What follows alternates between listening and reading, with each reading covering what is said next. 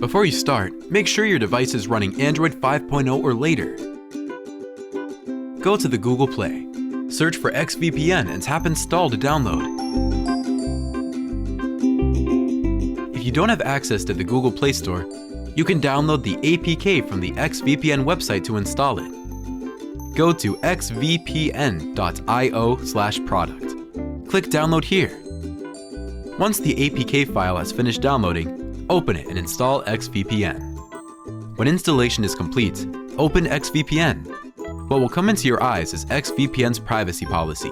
Click Agree and Continue. Tap Continue to get your XVPN Premium and log into the information, or close the window to use with ads.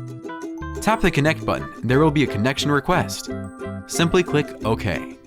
You'll find the VPN is successfully connected and your privacy is protected. Over 8,000 servers around the world for you to choose. XVPN chooses for you the most suitable protocol for different network environments, or you can choose any.